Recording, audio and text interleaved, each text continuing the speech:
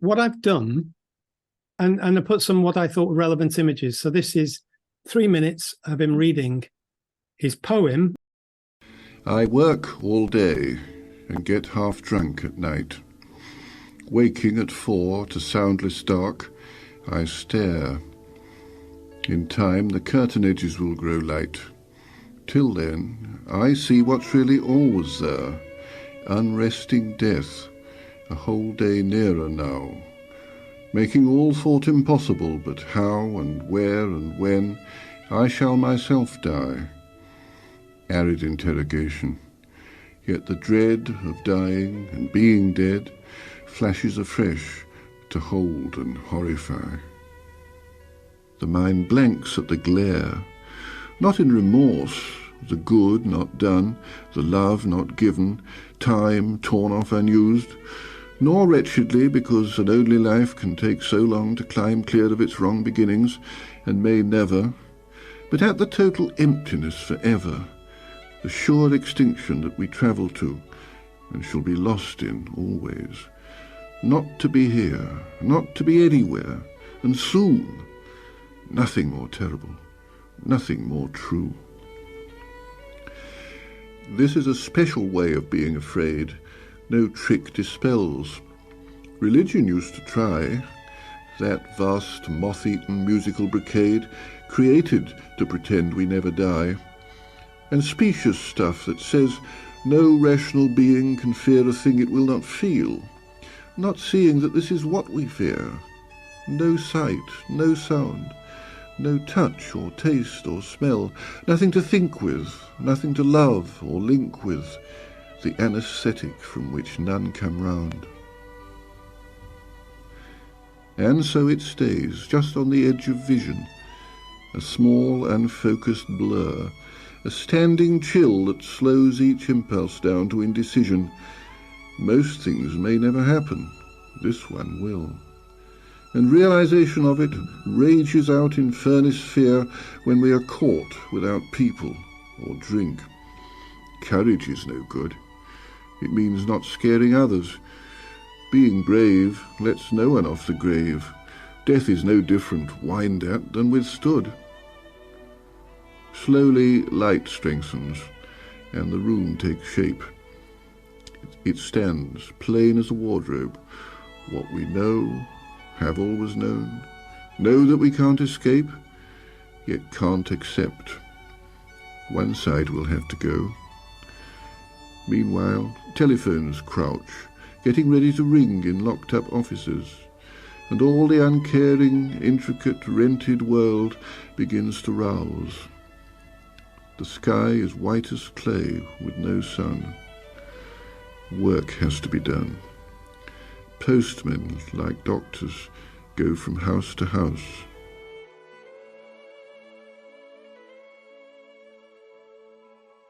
Wow. Did you do the illustration? Yeah, the only thing that I imported raw was Philip Larkin reading his poem. So I set the rest to it. And in a way, it's one of the things I want to show you how that kind of thing is done.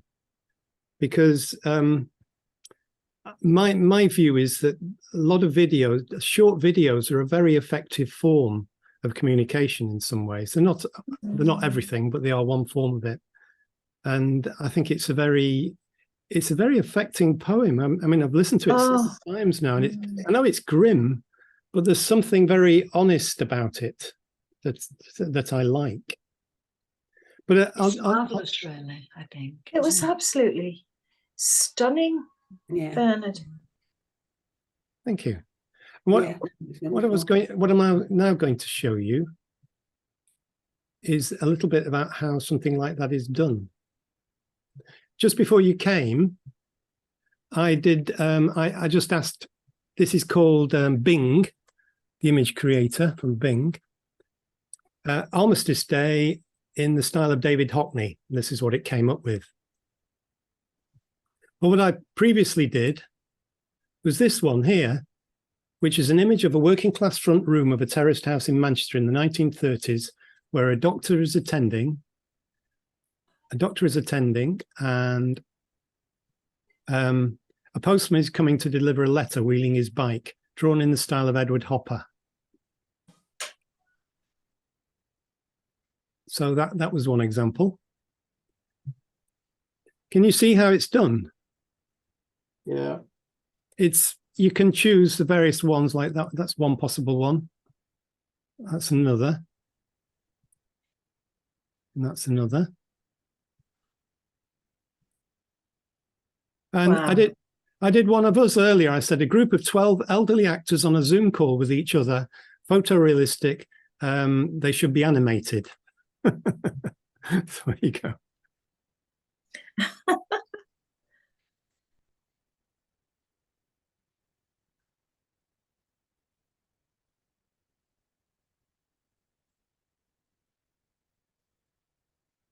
So you can see, and you can download them. They're all a bit glamorous, Bernard. Yes, we are, aren't we? It's not like we just got out of bed this morning. This is one where I was doing it for the women's gym. And I can't remember what this one was. Then I did one about the Jesuits.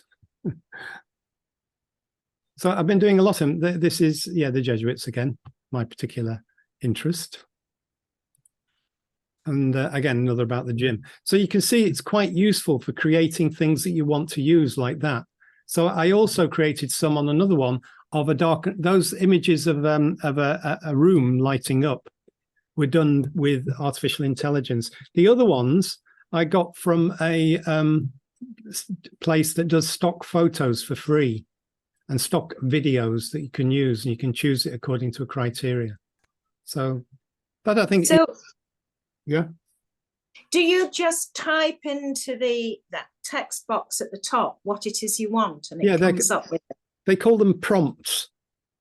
Right. So the more precise you can be about it, the more it will be like what you want.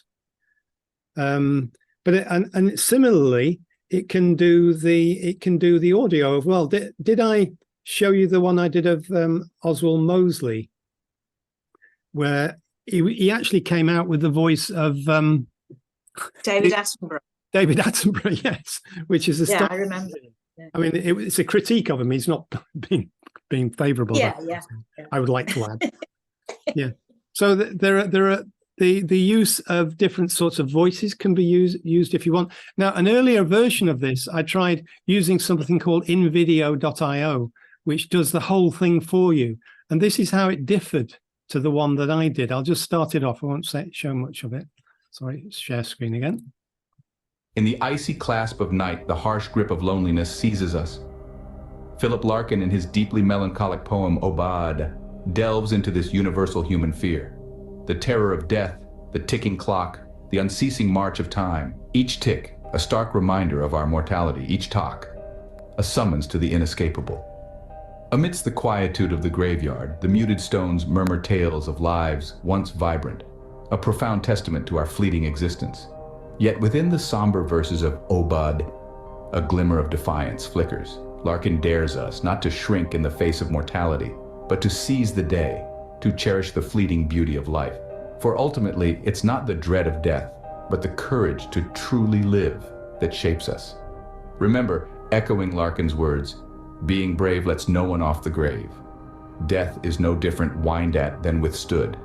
This is Aubade, a reminder, a provocation, a beckoning to life. You can see how different it was. That was purely done with a prompt. They came up with the images. They mispronounced. Wow. They mispronounced Aubade. Aubard. Yes.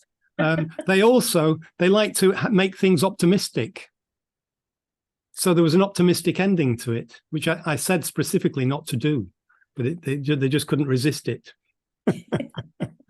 So what programs for the first one you did was that Microsoft Bing? Was it? Yeah, if you put in your search engine bing.com/create, it will take you there, and you can sign up for it. It's all free. You need to have. And will it work on an Apple machine? As long as you've got a Microsoft account. which you can sign up for even if you don't use it. But anyway, that's basically the way you do it. The other one is one called video.io. It educates you in how you can do something like that all on your own, which is basically what I've done since. I've got the idea of doing, for example, a rap style presentation and then sharing the images with it. Quite scary, really. Don't kind of misunderstand my position. I have no problems with any of this, but we can tell the difference between when an experienced and knowledgeable human being does something and when AI does something. I mean, it's going in that direction where the AI will only respond to the depth of the information that a human being has put into the software. Yeah, and they vary according to. They can also go very wrong as well. It can come up with something that's not appropriate at all. I've had it actually apologizing to me for the previous one response they gave, which they admitted was wrong. Which is really bizarre. Oh, funny. Yeah, and the thing is as well, I'm not interested in monetizing anything I do. No, absolutely. And that I think is a big difference as well. Because one of the things I found, I did a minute. On YouTube, there is something called shorts, which have got to be in a portrait form and only last a minute. And I did one using just the video.io to do one, and one which used the responses I got from interviewing good neighbors. And the one that had the most views was the one generated by the computer. Interestingly. Interesting. Yeah. Anyway, back to our friend Larkin. Now, those are three pictures of him. One from the video that I did, and two of the others. You can see how he grew up.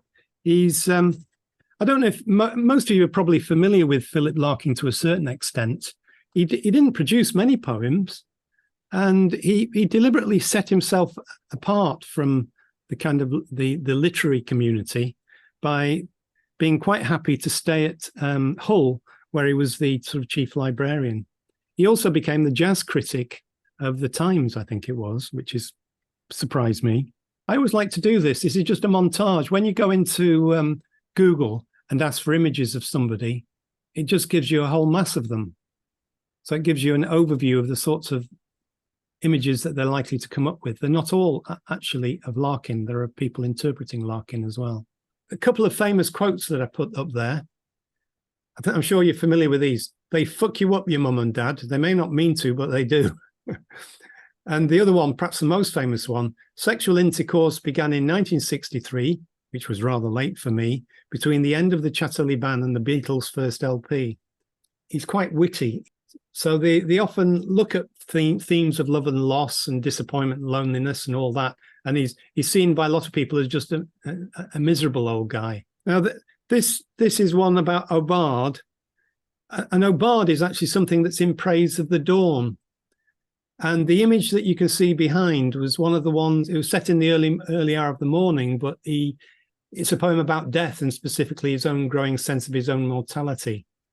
So that image behind it is one that was generated by artificial intelligence. And there's another one. It's about the waking up, gripped by the terror of his own death, with the dawning of a new day as a whole day nearer now.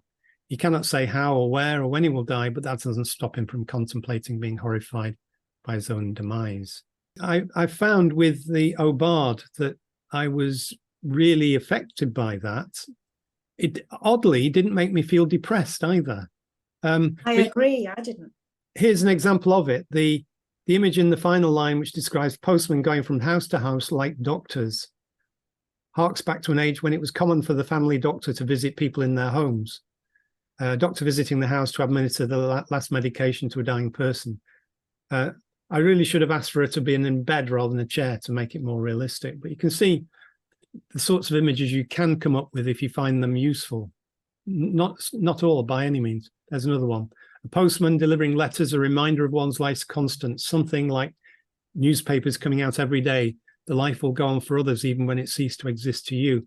And that's always a thought that's occurred to me. What happens the day after you're dead? You know, everything is still going on without you. it's a strange thought to have. Well, it was for me anyway. And I can still remember the time when I was about 11 or 12, when I suddenly had the realization that my parents would die and that eventually I would die. And I was for a short while in a state of terror. It really hit home to me. I remember feeling like that. I haven't felt it like that since, but it can affect you in different ways. That realization, it's part of growing up, I suppose. They fuck you up, your mum and dad. They may not mean to, but they do. They fill you with the faults they had and add some extra just for you. But they were fucked up in their turn by fools in old-style hats and coats, who half the time were soppy stern and half at one another's throats. Man hands on misery to man. It deepens like a coastal shelf. Get out as early as you can and don't have any kids yourself. And just his last one is Annus Mirabilis. Anybody like to have a go at that? Oh, right. Who wants to do it? You do it. Okay. I'll make it theatrical. Sexual intercourse began in 1963, which was rather late for me, between the end of the Chatterley ban and the Beatles' first LP. Up to then, there'd only been a sort of bargaining, a wrangle for the ring, a shame that started at 16 and spread to everything. Then all at once the quarrels sank. Everyone felt the same, and every life became a brilliant breaking of the bank, a quite unlosable game.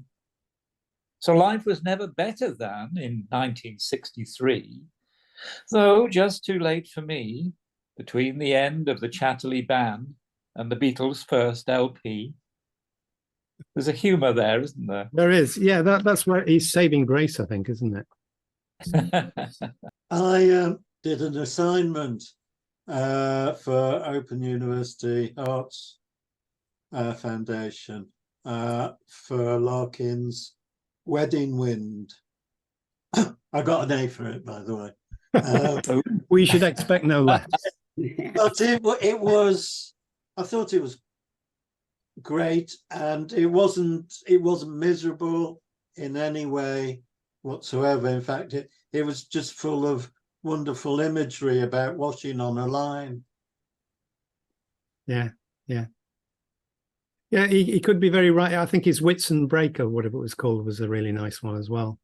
But I was just wanting to show you how some of the things I've been doing have been helped because doing something like any creative activity, and for me, doing videos is my creativity, I suppose, is that you haven't got other people to talk to about it, because I don't know anybody who does it very much. So having to talk to an artificial intelligence creator is it's my best friend. I think you put the nail on the head, Bernard, because it's all about conversation, isn't it? That's the one thing that I'm really greedy for, is so when people go off into a sulk or a silence, or when they die, that's the most painful thing, because it's that silence that we're all locked in, that you'll never hear from that person again. If you've got somebody who's sparking an idea, and you will then run with it, and then that'll spark something else, and you go off in a different direction. And I think that's one of the most pleasant things about creation, is doing it with other people. I find these elders meetings are my conversations, because people actually listen, and people can be quite silent, but then come back with things. And also it means you can look at the things that I do and make your own comments on it, which are very, very helpful to me. Anyway, it was just to say, I think you're all great. If anybody who wants to know about this, and it's fantastic, this book. And look, You said he didn't write much, but are those all his poems? I don't believe that. Oh, yeah, the complete poems. And also I met Larkin in 1980. Wow. When I was with Granada, that was in the first year, well, the second year with Granada. Barbara Machin, who was one of the producers at Granada, she went on to write lots of things like The Walking Dead and Southern Comfort and lots of television things. She studied with Larkin. And there was a series we had that the John Cooper Clarke thing was part of, with Celebration. And it covered every kind of art. And we all went over to Hull. And we met Larkin because Barbara wanted to do a program on Larkin, and he just said no. He said, no, I'm perfectly happy. If you want to come here and have conversations with me, there you go, TJ, conversations, not learn with me, or I won't teach you, but just come and have conversations. Or we can go and play jazz together. I'm perfectly happy for that, but I don't want cameras pointed at me. Thank you very much. Right, and in a way, the Aubard seems fairly appropriate for today, doesn't it? Yeah. Which is thinking about people who've passed away and whatever, and the marches in London yesterday were what, over 300,000 people? Yeah. Well, yesterday at our rehearsal with the kids on this project, they all stopped at 11 o'clock because in the middle of St. Helens there was a gathering in front of the town hall. And they all wanted to know about it. I love the intergenerational work that you're doing, Bill. I think intergenerational work is something we should try and follow up on more and more.